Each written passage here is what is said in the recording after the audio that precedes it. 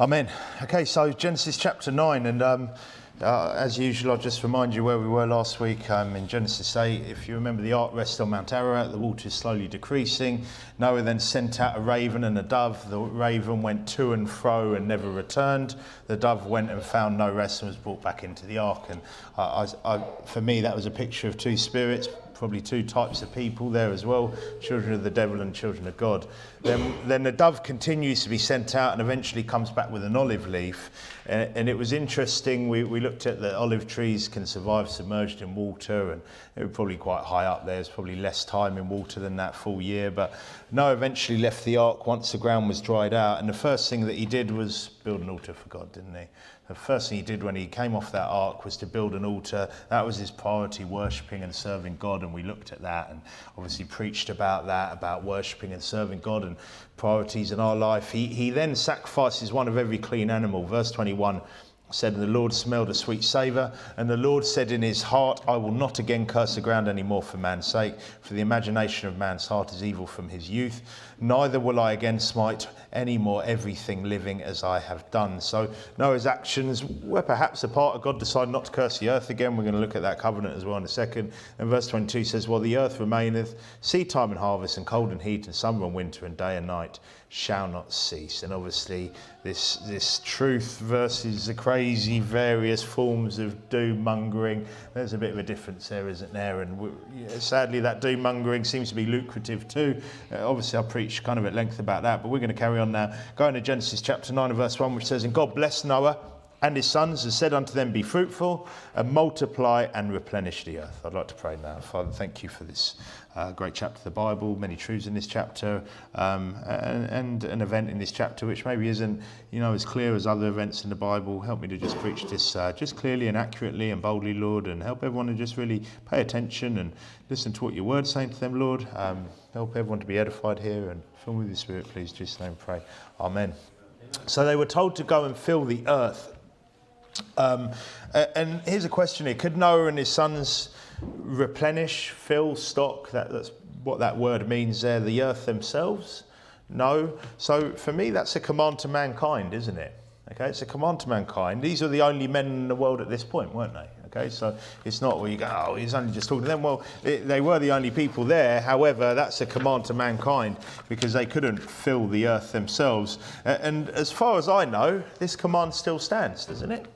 I don't think anything's changed there. And if you're wondering, well, what you're talking about, what I'm trying to say is don't fall for this overcrowding nonsense. Okay, that is an absolute lie from the pit of hell out there, right? This overcrowding, that you're somehow irresponsible for having children. There are people that honestly believe, normal people believe that rubbish. They actually think that the world's overcrowded and that you're somehow doing the world harm by having children. This nation alone has vast areas of habitable land that aren't lived in. And you just drive just through town, through the country, just drive up the motorway, you just see loads of land which people could live on, couldn't they? They could plant, they could grow, they could habitate it. The area of the UK, and I don't know, I keep kind of seeing different stuff in this. I think I've preached this before. I'm pretty sure with this number now, it seems to be over 240 billion square metres. Okay, that's the area of the UK. Now, if the world's population is 8 billion, right, that's basically 30 square metres each for the whole world in the UK alone. I mean, 30 square metres, you could probably have a little homestead with that, couldn't you? You could probably provide for yourself with 30 square metres, couldn't you? And look, there's plenty of room, and that's in the UK alone, let alone the rest of the world. Yeah, I'm sure, look, there are parts of the world which you probably couldn't grow much on, you couldn't live, but there are massive areas all over the world where people could live. The overcrowding thing is rubbish. It's a lie, and it's what is it? It's just teaching the opposite of what the Bible says. The Bible says, "Fill the earth, replenish the earth, go forth and multiply." So our world tells us the opposite. Yeah, and do you know what the issue is? The issue isn't because people go, "Yeah, but I've seen some pretty crowded places." Yeah, and there are people that can't eat, and there are people. Well, the issue is cities and people not working for a living. That's the issue, isn't it? I mean, that's why we have a problem, is because there's a lot of people out there that don't work to live. And there's a lot of people out there living in overcrowded areas and living on top of each other without a job. And that's the issue. The issue is not the actual size of the world, and the issue is not people replenishing. As long as if you're replenishing and you're having children and stuff, you're teaching them a work ethic, yeah? You don't have to turn it, but 2 Thessalonians 3:10 says, "For even when we are with you, this we command you, that if any would not work, neither should he eat." And he didn't say he didn't say cannot work, okay? So this isn't about people that are unable to work. These are people that choose not to work. If any would not work, if any would not work. There are people out there that just won't work, aren't there? There are people that won't work. And then sadly, there are parents and there are people out there that have children and then don't teach them to work. And then you kind of somehow, you got like this kind of just generations of people that won't even go to work. But that doesn't mean that those of us who are working and have families and teach them a work ethic shouldn't be having children, does it? I mean, it's absolute nonsense, isn't it? But a lot of people come out with this stuff and they start talking about population reduction and things like that. Now, look, sure, there are, well, for me, do you know what would probably help this a bit? Would be if everyone at least knew how to just do practical jobs. If everyone knew how to grow some food, rear an animal or two, maybe maintain a property, they'd probably do all right, wouldn't they? And look, I'm not saying we all have to go back to farming, but part of the problem is the kind of, city life, industrialisation, and all these sorts of jobs. And look, by all means, if you can get a job, if you can work, great. But the problem is there's a lot of people that can't work at all, and then they're being propped up by the people that do, and there's no, and the only farming going on is seems less and less just real farming to provide for yourself and trade a little bit, and it's just big industrial stuff as well, and just the whole thing's a mess. But however, should that stop us having children? No. We're told to go forth and multiply, aren't we? Replenish the earth. And that command still stands. So, for us, if you're able and you want to have children, then we should go forth and have it. And just on that as well, there's this kind of, there can be amongst Christianity. I remember hearing it years ago, before I was ever involved in our sorts of churches, where people, I remember hearing a guy that was joking about it, going, they'd always have if you had a book by a pastor, there would always be this sort of, it was like he was qualified by the fact that he had who knows how many kids, a lot more than everyone else, be like, this must be a great man of God. Half these guys weren't even saved, they're unsaved. And there's a thing here, is that, because I think people look at it that it's somehow ungodly not to have tons and tons of children. Ultimately, children are a blessing, aren't they? So if you want to have them, great. If you don't, then don't. It's not something that we should be judging others with, because a lot of people don't know people's situations. Sometimes people think, I just got to have more, and they might not really want to have more, or the other way around, people that don't have many feel like people must think they're ungodly or something because they're not. No one really knows people's situations, do they? However, they're a blessing, and if you want blessings, have children, Because I don't think anyone in life will look back in years to come and go, I just wish I'd had less children. Oh, if only I hadn't had that one. Well, hopefully not. You've done a bad job raising it. Maybe there are, actually, yeah. Maybe that jailbird child is just an absolute problem. Maybe you could regret that. But if we raise them properly, we do things according to God's word, we shouldn't feel like that, should we?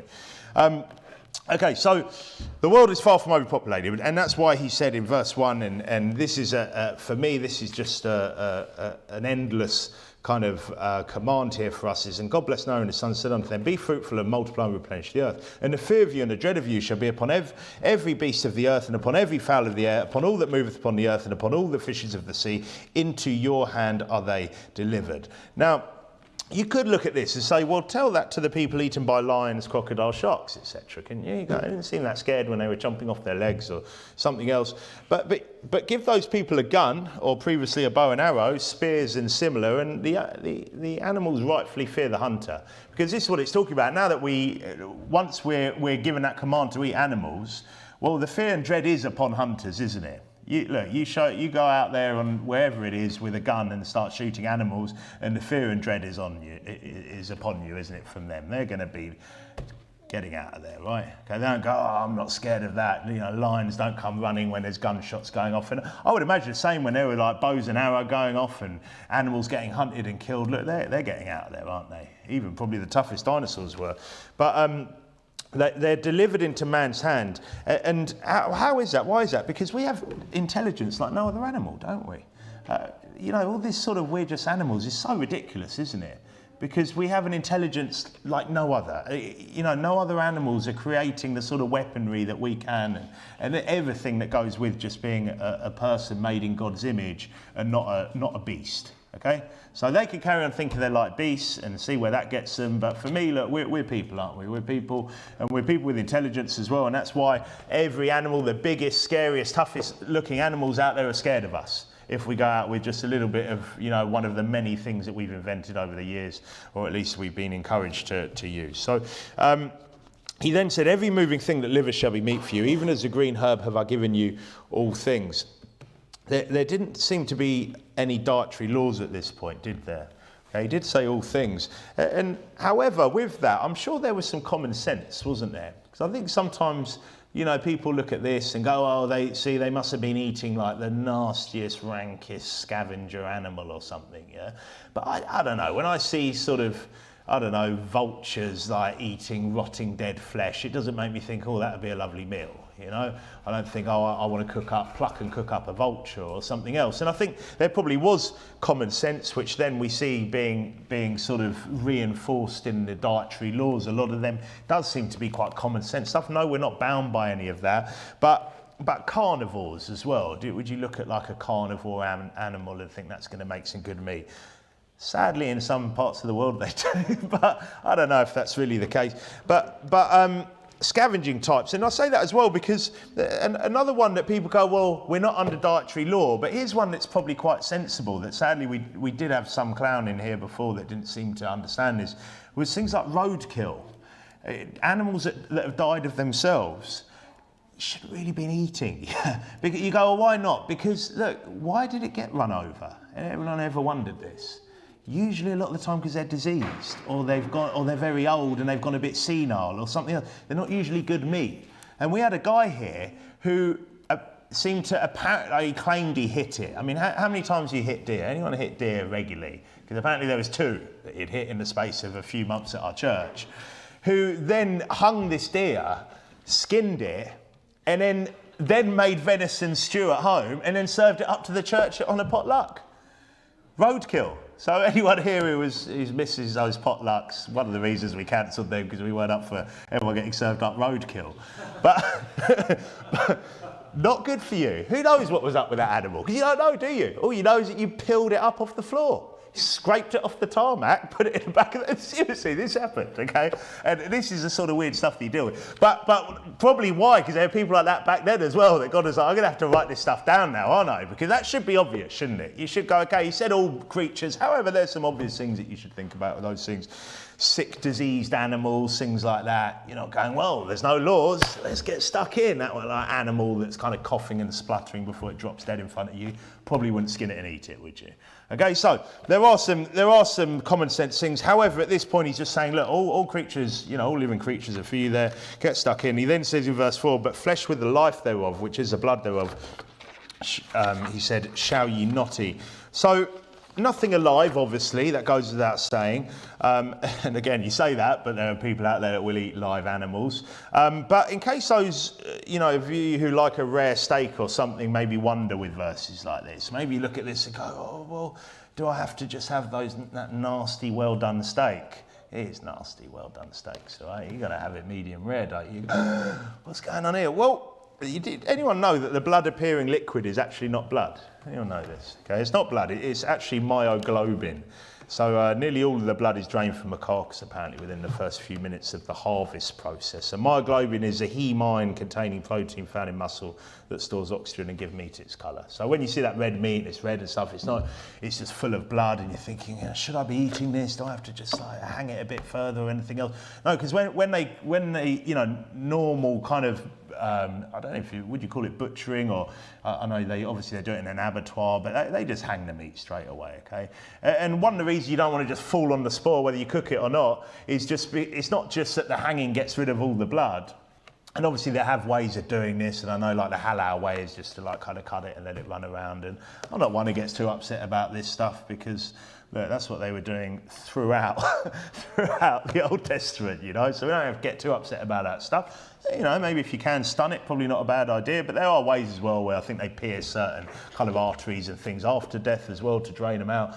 But point being anyway, the other thing is it's more tender, isn't it? So you want the protein, you want the muscle to break down, and that happens over aging meat. and depending on the meat, depends on the kind of prime time for that. But what you don't want to be doing is literally just killing an animal and cooking it. Yeah, and with that, you're going to be eating the blood anyway. But so he said not. He said in verse 5 then, after that, he said, and surely your blood of your lives will I require. At the hand of every beast will I require, and at the hand of man, at the hand of every man's brother will I require the life of man. Whoso sheddeth man's blood, by man shall his blood be shed, for in the image of God made he man. Obviously, there is something precious about blood. Now, we don't have to go as far as the Jehovah's Witnesses here, do we? Who go a bit crazy about it. But blood is a bit more complex than I think we like to think as well. I know people, I have family members, in fact, who, or at least one family member and knew a friend of that family member and have known someone else since who had severe issues after having a blood transfusion. So it's not just a case of, oh yeah, well, a bit any old blood will do. It's actually quite serious, you know, and it is something I think if you can, you should avoid it. However, if you can't, if you're going to die, you know, obviously you're going to need it. But sometimes, look, you don't always take it that easy, you know. I don't think it's as simple as, oh yeah, it's nothing. It's precious, isn't it, blood as well? And God, obviously, you know, it's a lot more complex than we think. But then also here, he's just talking about murder here as well. Because here, for me, he's just given a death penalty for murder. He said, and surely your blood of your lives will I require. At the hand of every beast will I require it, and at the hand of man, at the hand of every man's brother will I require the life of man. Whoso sheddeth man's blood, by man shall his blood be shed, for in the image of God made he man. So the first, it seems, one of the first kind of, well, rules, laws of life is the death penalty for murder, isn't it? Right at the beginning. Not locking someone in a cage surrounded by sodomites for the rest of their life. Is it? I mean, people go, oh, you know, the death penalty, it's so, you know, barbaric. Well, how's locking someone in a cage surrounded by sodomites any better? And you go, oh, what about the people where it's proven that they didn't? Well, what about the people where it's you know, it's proven that it was a false arrest and false conviction who have been surrounded by sodomites their whole life? Because prisons are full of them, full of reprobates. That's why they do half of the psycho testing and stuff in prisons, because there's so many of them in there. I mean, that's not a place you want to be locked up for the rest of your life with a false conviction, any more than dying, right? And look, if you haven't rejected the gospel, well, I prefer to be dead than locked in a cage for the rest of my life, right?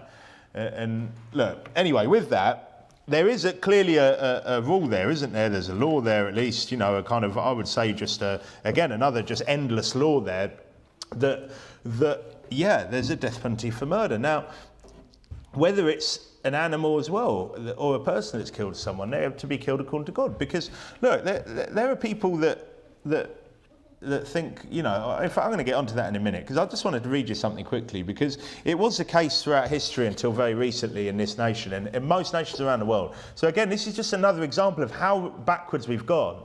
And there might be people sitting here going, well, I don't think we should have the death penalty. Why? Because you've probably been brainwashed.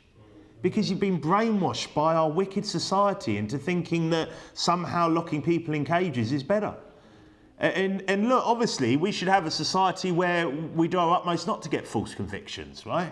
Okay, and there should be a good, proper legal process, and there should be good judgment going on, and there should be a jury and things like that, or, you know, at least it should be done as fairly as possible. And obviously, we'd want to go by God's system instead of the world's. However, up until recently, it was capital punishment. The last execution in the UK took place in the 1960s. Anyone know that? I mean, that's not that long ago. You know, 60 odd years ago. Capital punishment was used in the UK, well, as we know, for centuries, pretty much as far back as you go in history. The last execution in the UK was on 13th of August 1964. Capital punishment for murder was suspended in 1965. It's always slow, isn't it, this stuff? So it won't be like, right, we're stopping it. We're just going to suspend it. And then everyone's like, oh, well, it's just a bit of suspension. Maybe if it's serious, we'll bring it back in. And eventually abolished for murder in 1969. Now, they still had it, okay? It was still, there was still capital punishment, just not for murder, which there should have been, obviously. It was 1998 that capital punishment for what? Treason and piracy. Oh yeah, it doesn't matter if you kill someone, but treason, oh, you know, they still had it. Treason and piracy, that's when they abolished that. Piracy with violence, by the way, it was. So if there's any violent piracy, and that was obviously to protect probably the shipping industry of the whole, the empire where the sun never set, right? Okay, and now once that kind of started being over, well, we don't really care about that anymore either. The treason thing, well, we just lock them in a cage instead. And they abolished it, or just kill them privately. 1969, 1998 that was. And so basically that made Britain fully abolitionists, they call it, both in practice and in law, and that was 1998. And that's not long ago at all, is it? 25 years ago.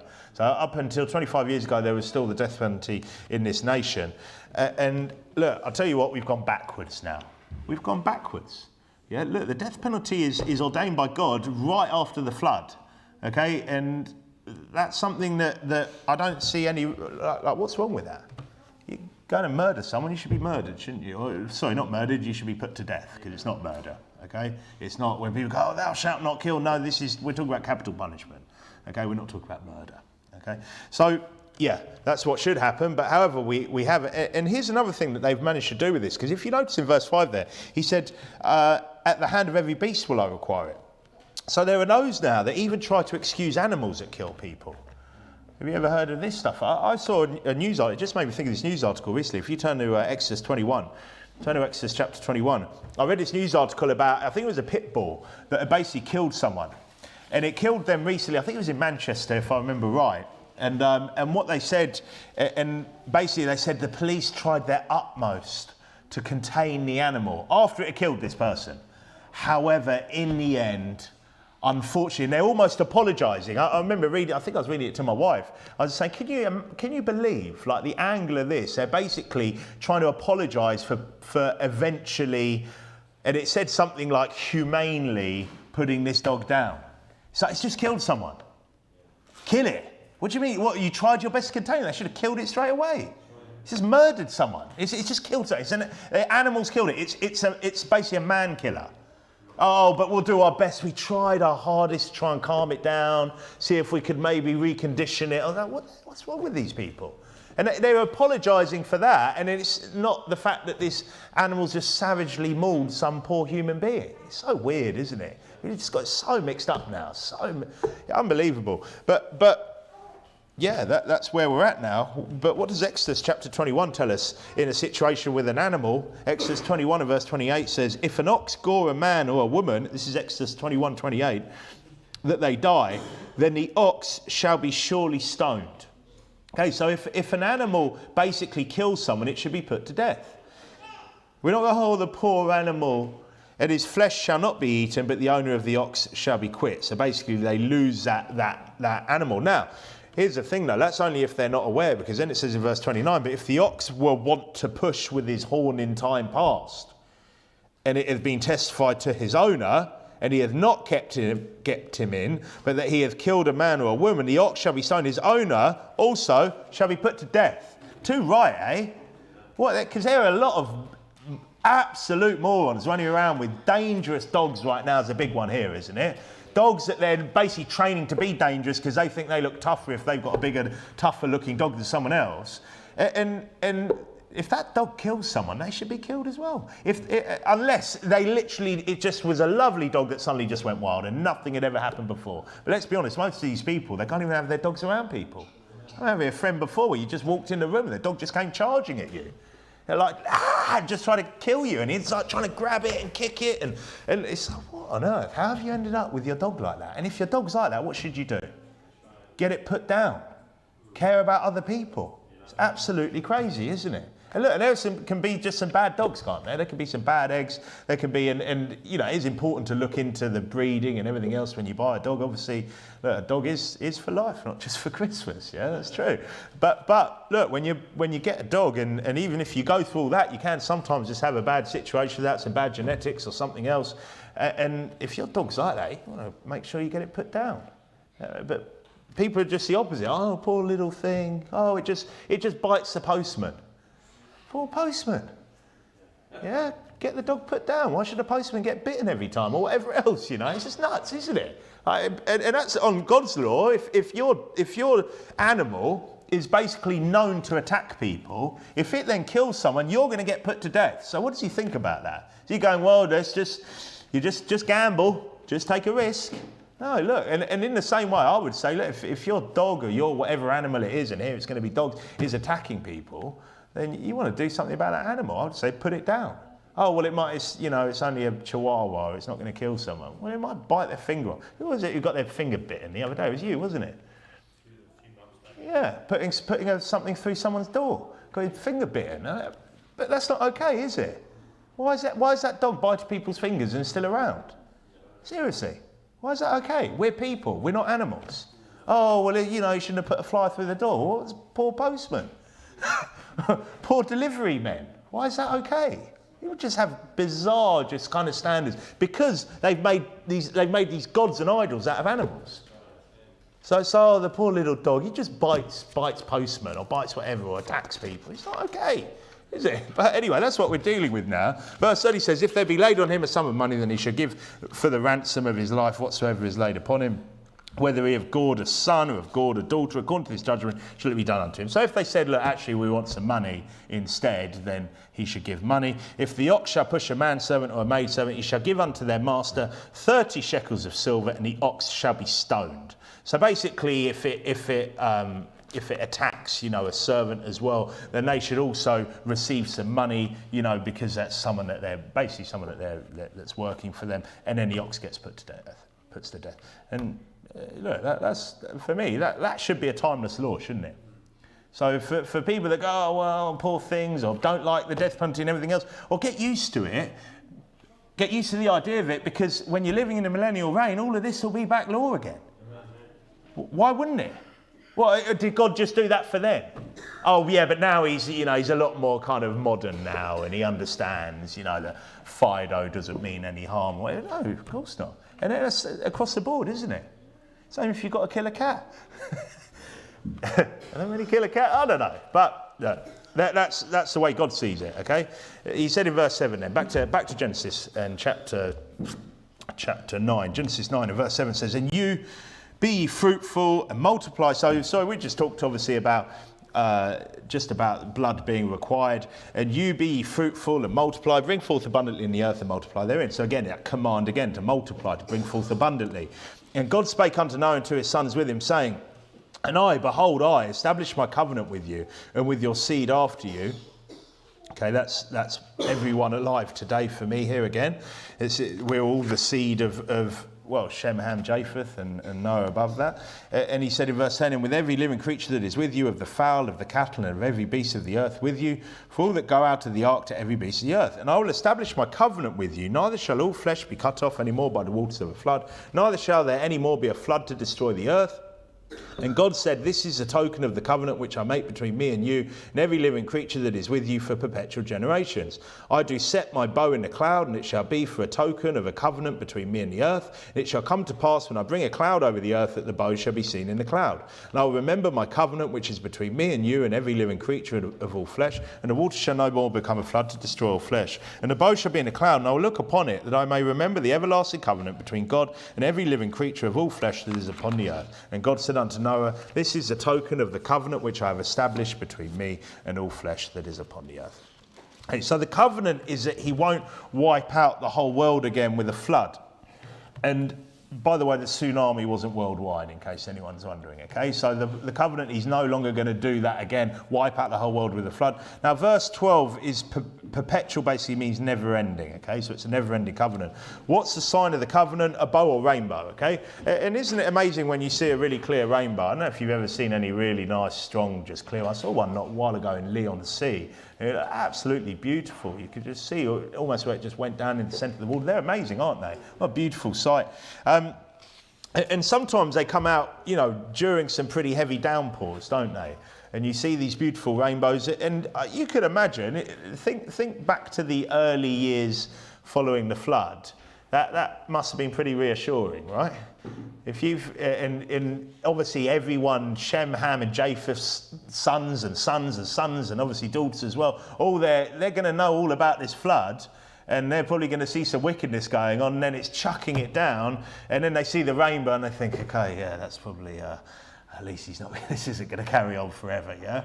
Because they'd probably get a few concerns otherwise, wouldn't they? They think God's just done with us, And anyway, so So I'd imagine it was reassuring. So a covenant where God has promised not to wipe out the world again with a flood.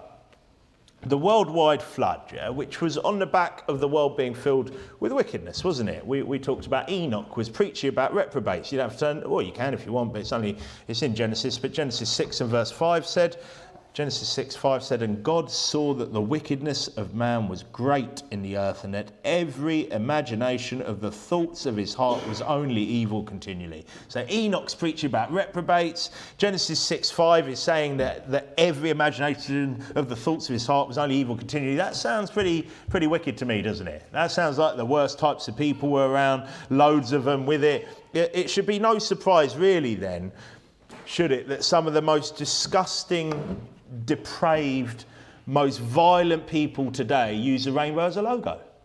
It shouldn't actually shock us or surprise us that they're actually clinging to the rainbow, the fact that they're going to be able to live out their miserable lives, their miserable physical lives, without the whole world being flooded again. It's probably quite fitting, isn't it? That's why they use the rainbow for me, or at least spiritually, maybe they don't know. Turn to 2 Peter chapter 2. And I say, look, let them cling on to the fact they won't be wiped out by a sudden flood anymore. Yeah, let them cling on to that. Let them kind of pat themselves on the back. At least we'll make it through their miserable physical existence. Because there is much worse awaiting them, isn't there? Because, look, here's the thing, and don't forget this, that whilst they live out their miserable reprobate lives, what are they doing as well? They're lengthening the charge sheet, aren't they? That's what they're doing. They're just lengthening the charge sheet. The worse they do, the more filth they get up to, the more just vile abuses, the more they just sodomize people, the more they do all this filth and just disgusting stuff that you don't even want to talk about, just the longer that charge sheet gets. The longer that punishment sheet gets, right? The more stuff that they're going to be punished for forever. So, look, he said in 2 Peter 2:4, he says that. He says, for if God spared not the angels that sinned, but cast them down to hell and delivered them into chains of darkness to be reserved unto judgment, and spared not the old world, but saved Noah, the eighth person, the preacher of righteousness, bringing in the flood upon the world of the ungodly, and turning the cities of Sodom and Gomorrah into ashes, condemned them with an overthrow, making them an example unto those that should live ungodly, and delivered just Lot, vexed with the filthy conversation of the wicked, for that righteous man dwelling among them in seeing and hearing, vexed his righteous soul from day to day with their unlawful deeds. The Lord knoweth how to deliver the godly out of temptations, and to reserve the unjust unto the day of judgment to be punished. They're reserved. They're reserved. They're waiting for punishment. They're here just basically just justifying worse and worse and worse. And look, these freaks are just waiting for that day. Now, what should happen in the meantime, what should happen, is that the open deviants, the open, just clear deviants, should just be getting arrested and punished according to God's law. Okay, that's what should happen. They should just be getting rounded up. They should be getting punished according to how God would punish them, and that would be stoning to death, wouldn't it? The ones that Peter is talking about here, these ones are sneaking around. These ones are trying to pretend to be like us, claiming to hate sodomy. These are ones, and you've got to watch that as well sometimes. I remember one of the past guys that we had here who seemed to just hate sodomites so much. He couldn't even keep it contained when I preached. He'd just be like, such animal or something else, he'd be like, oh, they're scum, and then it was like, oh, what a surprise, you're wicked, yeah, you're probably a sodomite, and again, probably, again, he's railing, I don't know, I saw a lot of bad behaviour from that guy, especially around children in our church as well, but point being that these people sneak around, they try and pretend they hate it. However, whether it's those people or whether it's just the open, flagrant sodomites, it's just a matter of time, isn't it? Just a matter of time. And we're in this bizarre time now where they're just openly flaunting. It's so bizarre, isn't it? I've just been to on the aeroplane, and anyone been in an airport recently on a plane? It's horrendous. It's nothing like reminding you how bad it's got than getting in an airport and on an aeroplane. I mean, it seems like it's like 50% of people are sodomites. On an aeroplane, when it comes to staff, it's about 90% now. I mean, unbelievable. We got a blessing on the way back because we got on and it was literally just sodomites everywhere. Oh no, you know, and all they're just mincing around, and it just like, what do I do? And then just suddenly out of nowhere, like one of the only stewardesses on the flight just suddenly appeared and started working. Oh, thank you. I only had to hear them in the background, and I think one of them sadly gave me a sparkling water, and I had to wipe the cup. Because you don't know where their hands have been, do you? Seriously. What? You're trying to tell me that? Oh, they're just so clean. These are filthy, filthy people. They're disgusting people. And I made a point of wiping down that cup after I had his filthy hands on it. But then, fortunately, most of the time we're dealt with by this stewardess. But they're everywhere. We were in the airport. We had to wait a long time. We had cancellations and stuff, and we're sitting in the airport just spotting them everywhere, absolutely everywhere. And you know what it is about airports, don't you? You know what it is? It's because it's basically just maximum exposure to maximum people, isn't it? And then they're just mincing around, ultimately looking for liaisons, aren't they, and stuff. It's horrendous. Why do they take that job, the steward job? You know why? And the power that goes. They like the power. The power's nice, being able to threaten to kick someone off. And then the rest of it is just basically just constantly meeting people, isn't it? It's pretty bad, isn't it? But anyway, point being, they are everywhere. We're in a world like that, sadly, with their stupid rainbow flag and everything else. And however, it is just a matter of time.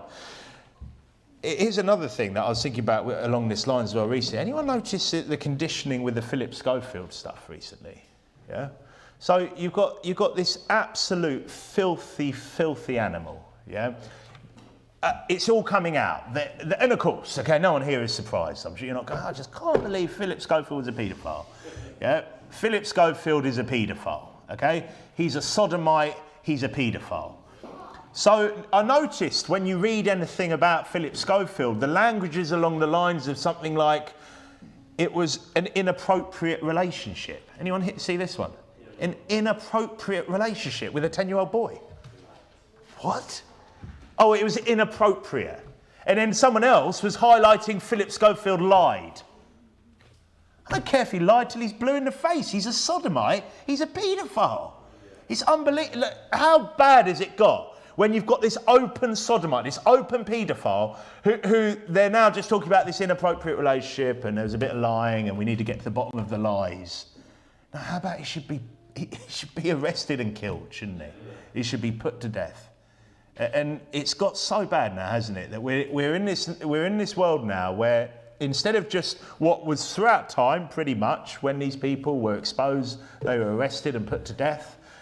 Or something along those lines, depending on the nation and how godly it was. We've now got to the point where you've got someone who's just been flaunting it all over the television, who's not only been abusing some young boy, but they've put on when he was exposed as sodomite, they started trying to claim all over the place what a brave guy. There was all these things coming out, brave Philip Schofield, and because he's come out to everyone else, and the guy still is and was a horrible, disgusting, vile paedophile. And what a situation we're in now. And anyway, point being that how would that situation have been described by regular people less than 100 years ago? Much less than 100 years ago. How would Philip Schofield have been described? It's a filthy paedophile. Filthy dog, filthy paedophile. He would have been getting just hounded, probably attacked, beaten up, slung in prison, probably got a pounding on the way in now. They're just talking about him what do they say? Like I said, having an inappropriate relationship. Absolutely crazy, isn't it? But anyway, it's bad, it's disgusting. But when you see that rainbow being used, the point of all this is to say this. Just remind yourself of verse 9 here. The Lord knoweth how to deliver the godly out of temptations, and to reserve the unjust unto the day of judgment to be punished. Now go back to Genesis 9, where it's also interesting that the rainbow covenant, stolen by the alphabet psychopaths, appears in a chapter where many would say, or what many would say is the first sodomite event recorded in the Bible. And we're going to look at this with the remaining time here. But yeah, just last point on that. With all this filth and everything everywhere, look, they are going to get it, okay? They're going to get it. It's going to be bad, okay? It is a bit gutting when you see all this stuff going on and how filthy and disgusting it is when you're around them, you're in airports, you're on airplanes, you're seeing all this filth everywhere. However, they are going to get it, okay? And just remind yourself of that, because these are some filthy, filthy people. I mean, it is horrendous what's going on out there. Oh, and it's got to the point where normal people are just allowing them around the children. It's bad, isn't it? However, all we can do is keep our kids safe, keep trying to warn people, and keep trying to get people saved, right? And just remind yourselves that the punishment is going to be severe, isn't it? Absolutely severe for them. Okay, but verse 18, it says, "And the sons of Noah that went forth of the ark were Shem, Ham, and Japheth. And Ham is the father of Canaan. These are the three sons of Noah, and of them was a whole earth overspread. And Noah began to be an husbandman, and he planted a vineyard, and he drank of the wine and was drunken, and he was uncovered within his tent.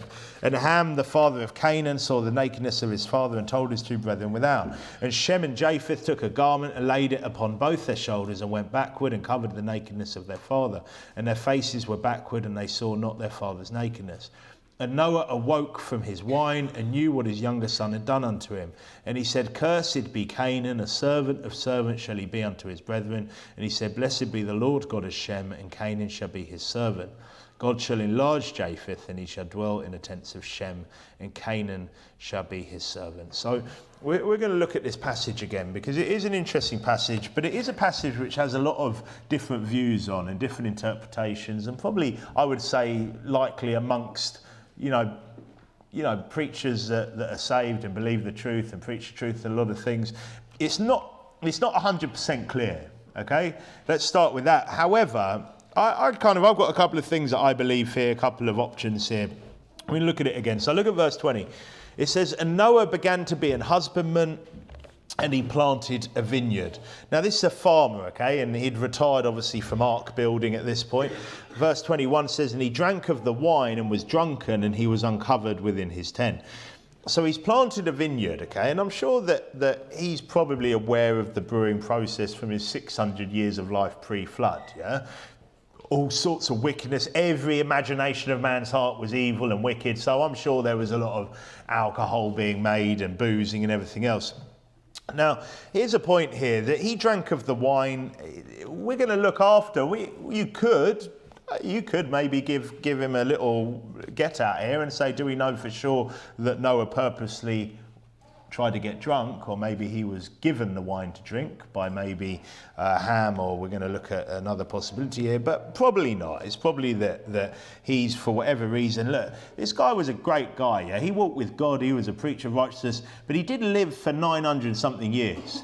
Okay, and everyone here, I'm sure, as the years go by, there are ways you might slip up in life. Now, I hope no one here is going to go and start boozing, okay? And obviously, if you're boozing and you're a drunkard, you get kicked out of the church. However, look, everyone here has slipped up in different ways and has had weak moments and other things and other sins in life.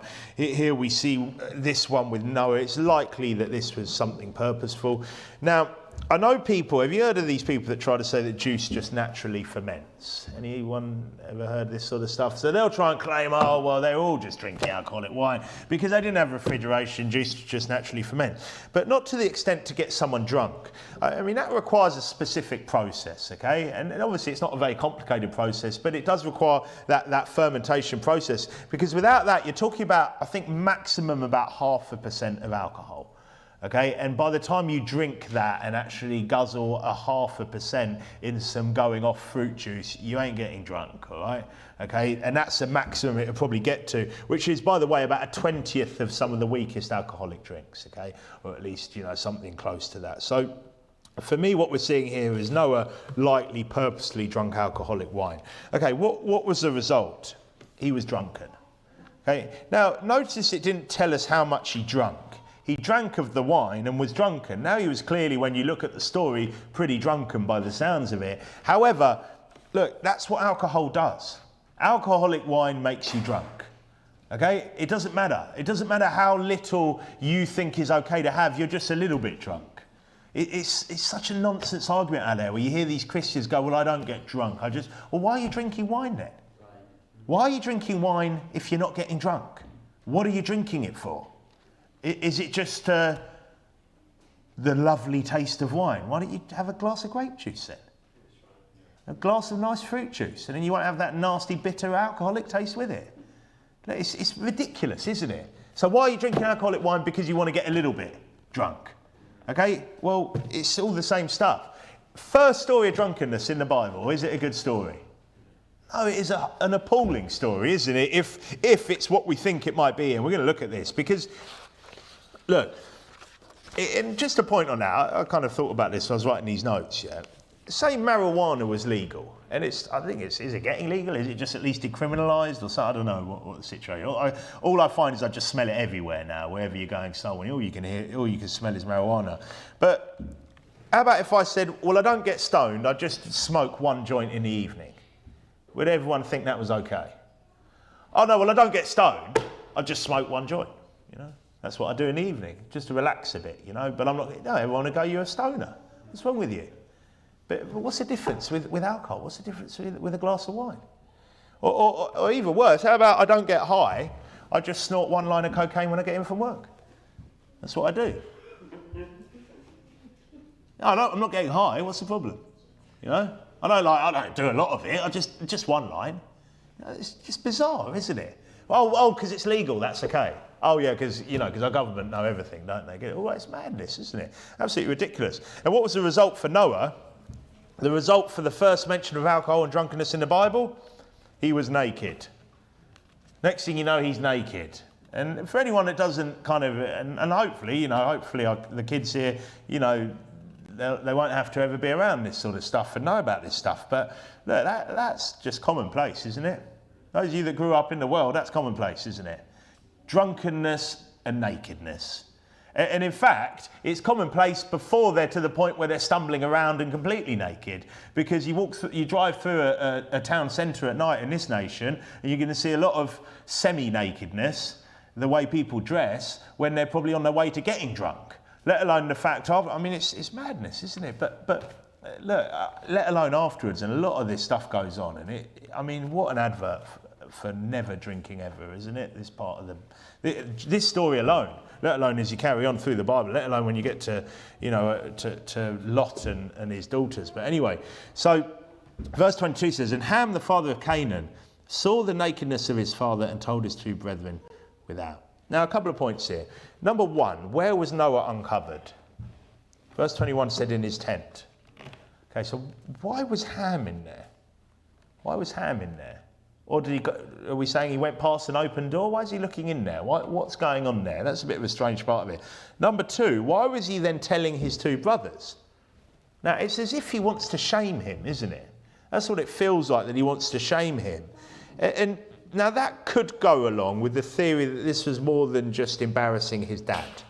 Okay? So, point being, if Ham was some sort of reprobate pervert, or it could be someone else we're going to look at as well, defiling isn't enough, okay? They want to shame, they want to embarrass their victims. Okay, if he was just some complete sick, twisted guy, it's not enough just to defile them, just to do something bad. They just want to destroy their victims. Okay, and you could add to this as well. Noah was a man of God, wasn't he? And of course, this is a low point for him, if it, like I said, if it was purposeful boozing. But it makes you think of these freaks that target men of God as well. And there's a lot of them out there. All right, and obviously that's on my mind because I know it's just going to come more and more, that sort of stuff. But they want to hurt and destroy. And they will throw anything they can at them. They'll do anything. Like when we look at the pastors that many people have listened to over years, these people don't just leave a church, do they? It's not like, right, well, it's not for me, I'm not happy, or whatever's happened, I won't just leave. They will literally just throw everything they can at them. Any half-truth, anything they can kind of make it sound like they're worse than they are, whatever it is, any sort of because these are just normal men, they're going to have weaknesses, they're going to have, they're going to have things in life which, they're not perfect people, but they'll take a little half of it and then just try and destroy them. And here it's almost like if this is the case, that not only has he done something terrible, he's then afterwards just like trying to tell other people and just shame and just destroy him. It seems vindictive if that's the scenario. And look, like I said, I don't know. I'm sure this was, at least after this, probably the end of Noah's preaching days anyway. But, I mean, what a terrible story if so, because we're going to look at this. Because it says, look, people might say, well, how do we know that Ham abused him? Well, look at verse 23. And Shem and Japheth took a garment and laid it upon both their shoulders and went backward and covered the nakedness of their father, and their face were backward, and they saw not their father's nakedness. So that was a correct response. They didn't need to see that. They did their best to protect his honour. And it says in verse 24, Noah awoke from his wine and knew what his younger son had done unto him. Now, it didn't say that he found out, okay? He knew what he had done unto him. That doesn't sound like his son had just kind of seen him naked, right? Now, I want to just, before I carry on with that option, just point out option 2 to you here. Who's his younger son? Well, we don't know. I don't think we're ever given the ages of Shem, Ham and Japheth. However, we always hear them in the order of Shem, Ham and Japheth, don't we? Now, I don't know which order that is, younger to older or older to younger, but it doesn't necessarily sound like Ham's the younger one, does it? Now, before you go, where's he going with this? Well, what would he describe? How would the Bible describe his grandson? Anyone know? Describe him as his son, wouldn't he? Who's his grandson? Canaan. Which might explain why Canaan gets a curse and not Ham. Something to think about here. Okay, so that for me is option 2. Option 1 is Ham's abused him. Option 2 is Canaan's abused him. Because let's keep reading. Or, no, in fact, before we keep reading, we're going to have a quick look at something here. Because obviously having a garment on him doesn't make him know that Ham had told the other two. He knew, it said, what his younger son had done unto him, and that's, and obviously it can be either Ham, maybe he is his younger son, or maybe it's Canaan, his grandson. Verse 22, it says, and Ham, the father of Canaan, saw the nakedness of his father. Yeah. So at this point, for me, Canaan is clearly alive. Some people have some other theories. They try and say that maybe like he had abused actually Noah's wife, and then there was Canaan. That doesn't make sense to me at all because he's cursing him straight after. So turn to Leviticus 18, because look, the nakedness of his father, for me, is a euphemism for something much worse. And in Leviticus 18, Moses is being given laws by God, okay, who says this in Leviticus 18, and we see it in many places in the Bible. But Leviticus 18, he's kind of giving all this list, and from verse 6 we're going to look at. Leviticus 18:6 says, none of you shall approach to any that is near of kin to him to uncover their nakedness. I am the Lord. Oh, maybe it's just talking about seeing them naked. Verse 7 says, the nakedness of thy father or the nakedness of thy mother shalt thou not uncover. She is thy mother, thou shalt not uncover her nakedness. But look at verse 14, where it's then used interchangeably with the word approach. It says in verse 14, thou shalt not uncover the nakedness of thy father's brother, thou shalt not approach to his wife, she is thine aunt. I think it's pretty clear what the euphemism is here, yeah? So obviously talking about adultery there, the Bible will use euphemisms rather than spelling it out, okay? Now keep a finger here and go back to Genesis 9, where Ham saw the nakedness of his father, that his father woke and knew what he had done to him. It's starting to look pretty bad, isn't it, with that in mind, yeah?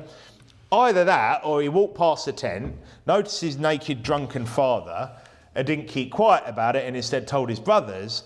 So Noah then cursed Ham's son and his seed for generations to come. Doesn't really make sense, does it?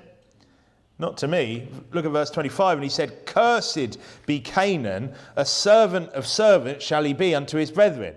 And he said, blessed be the Lord God of Shem, and Canaan shall be his servant.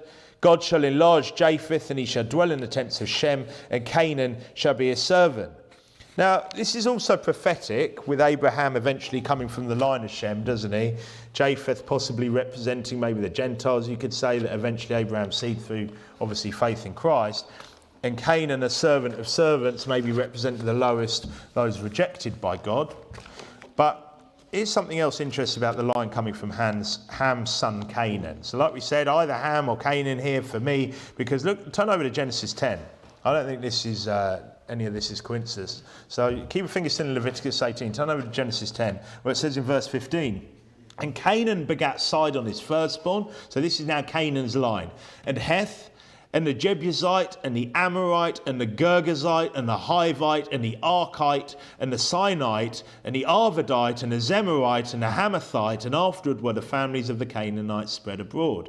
And the border of the Canaanites was from Sidon, as thou comest to Gerar unto Gaza, as thou goest unto Sodom and Gomorrah, and Admah, and Zeboim, even unto Laisha. For me, now you could go, well, that's kind of as far as it went. That seems like they're cities to me. That seems like the border cities. As thou comest to Gerar unto Gaza, as thou goest unto Sodom and Gomorrah, and Admah and Zeboim, even unto Laisha. So that seems to me that line from Canaan were also inhabiting Sodom and Gomorrah. And what happened to Sodom and Gomorrah? They ended up being a den of filthy faggots.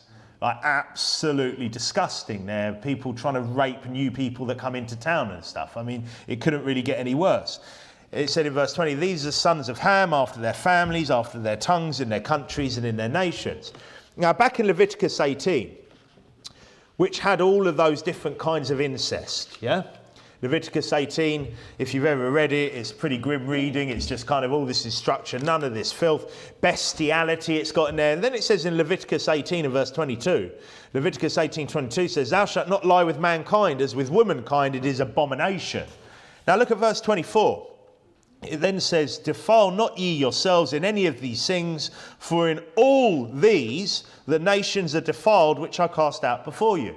So in all these, and one of those was lying with mankind as with womankind, that abomination. And by the way, that includes women doing the same as well. Okay, because often we just focus on that. It's as disgusting. Okay, it's not, oh, well, that's not so bad, because they've been pushing that filth on us for a lot longer. Okay, that is disgusting. Okay, it's absolutely vile as well. And exactly the same, those people deserve the death penalty as well. Oh, well, it's okay because they're just kind of women, you know, they're a bit prettier, so it's not so bad. No, it's disgusting. It's completely against nature. Okay, it's vile and it's a symptom of a reprobate. Okay, just to make that clear.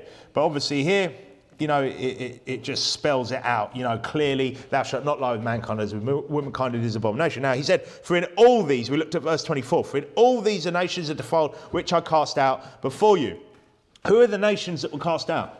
Canaanites, Jebusites, Amorites, Hittites, Perizzites, Hivites, Girgashites too, all in that line from Canaan. All in the line from Canaan. That's who the nations were. That's who they were casting out. It was all the line from Canaan. So it sounds to me like if Ham, or like I said, his son Canaan, who, like I said, would have been described as his younger son because he was a grandson of him, and that's how the Bible describes them. If Ham or Canaan did abuse his father, Canaan and his seed seemed to follow in those footsteps, didn't they? Kind of like reprobate nations, aren't they? Just this disgusting nations of reprobates. And the Israelites were commanded to wipe them out centuries later. But it did say that they ended up being, he said he'll be a servant. And there was a physical fulfillment, by the way. And you know, you can turn there if you want. Turn to 1 Kings 9 just to see that, because under Solomon's reign, they didn't wipe them all out. So remember, he did say to him, he said, and he'll end up being a servant of servants. Well, we do see in 1 Kings chapter 9 and verse 20, under Solomon's reign, 1 Kings 9:20, it says, and 1 Kings 9:20 says that all the people that were left of the Amorites, Hittites, Perizzites, Hivites, and Jebusites, which were not of the children of Israel, the children that were left after them in the land, whom the children of Israel also were not able utterly to destroy, upon those did Solomon levy a tribute of bond service unto this day. So there was a physical fulfillment as well. However, look, there's a curse put upon these people, and there's a curse put upon Canaan. It seems to me that that's the reason. I've kind of started leaning today to that. I think Canaan. I think he's the younger son. Why is Ham the younger son out of Shem, Ham and Japheth? It doesn't really make sense. It makes sense why the curse was put on Canaan. Ham maybe saw him doing it, or maybe Ham's tried to cover up, or maybe not. I don't know. Maybe there was. Look, maybe Ham was wicked as well. You know, that does happen, doesn't it, as well? Maybe that's why Canaan was a filthy little pervert. Maybe it was none of that at all and he just happened to see him naked and thought he'd curse his grandson for it. I don't see that. Now, it's not completely clear, so you can't really be dogmatic with stuff like this. And look, you know, why is it not completely clear? I don't know, maybe because some things God likes us to study out. I think the result of those nations, I think the fact that they end up going to Sodom and Gomorrah and things like that, for me, kind of paint that picture for me. However, maybe not, but here's the thing, it does make you think as well how, look, wicked people often raise wicked kids as well. Okay, and maybe they both were. Maybe Ham and Canaan, and what went on after Canaan? Wickedness. Wicked lines coming out of him, wicked lines that were doing all this stuff. He talks about the abominations, they did all this stuff. They were passing their kids through the fire. They were full of sodomy, they're full of bestiality. All this is filthy, sick, disgusting stuff. And these were all the line from Canaan. And you know, it's a warning, isn't it, to many out there as well that, look, you know, we've got to make sure we're right, because even just lesser things, look, a lot of the time kids just kind of, well, as we know, you know, that iniquity is visited until the third and fourth generation, isn't it? And we want to make sure that we're right, because you don't want to see that guy, you know, even nothing like this, just sins going on down your line and stuff. But here it's like the worst, vilest stuff, isn't it? I don't know. Maybe it was already too late for Canaan here, but maybe that curse, look, he was already done. But verse 28 says, and Noah lived after the flood 350 years, back in Genesis there, sorry. And the days of Noah were 950 years, and he died. So what a sad end. Now, you know, there's a couple of, I heard someone say this about this once, going, well, would God have let that happen to Noah? And you could go, well, yeah, I mean, that's pretty, I mean, can you imagine that? If that is what it seems to be, with obviously us seeing that kind of similar sort of language used for that sort of filthy thing, you know, as seeing the nakedness or looking upon or uncovering the nakedness, that sort of thing. You know, you can go, well, how did that happen? Well, here's a warning here, is that if what it seems like, Noah walked with God, yeah? Noah knew that, I have no doubt, with even before the law, Noah knew that you shouldn't be getting drunk, yeah? Drunkenness. Now, Noah chose, to whom much is given, much should be required. Noah chose for whatever reason to do that. And a lot of the time when we just choose willfully to go into some sort of, and that's a bad sin, drunkenness, isn't it, as well? It's a bad enough sin that people get kicked out of churches for it, yeah? It's not like just, oh, it's just, you know, just because our society says it's okay.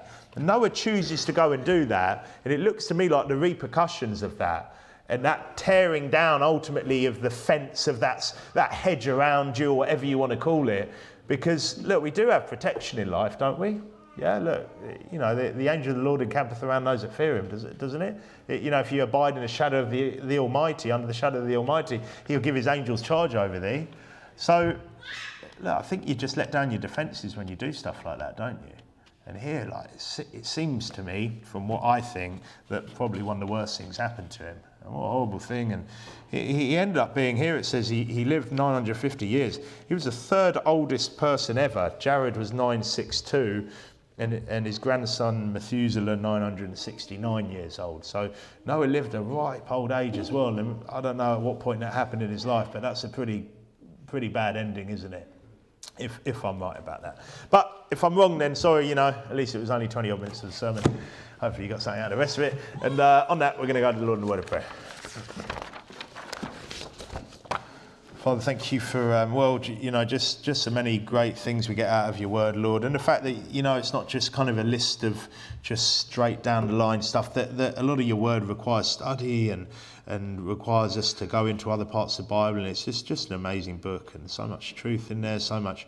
It's so rewarding studying it as well and trying to get to the bottom of things, but also help us to not, you know, be a private interpretation, to not sort of hang our hats on our own interpretation, and to obviously get our doctrine and get the clear truths out of the Bible first, and then to enjoy the sometimes things which can be speculated upon as well, Lord. And Lord, just help us to put what we have learnt today, you know, just in our hearts and in our minds, Lord, to know that you have made a covenant, you know, with people, that you're not going to destroy the world. And that rainbow, what a beautiful thing that is to remind us. You're not going to destroy the world with a flood again, but Just help us to remember as well that those wicked people that have abused that have stolen that rainbow, and maybe for good reason for them, where they want to just remind themselves that they might get through this physical life doing all this wickedness. Ultimately, Lord, let's just remember what's going to happen to them at the end, and take solace that you are a righteous judge, Lord. You're going to judge this wickedness, and we can just have that faith and security, knowing that you will give these people what they deserve. Help us to all get home safely, Lord. Help us to return back on Sunday for another day in your house. In Jesus' name we pray all this. Amen.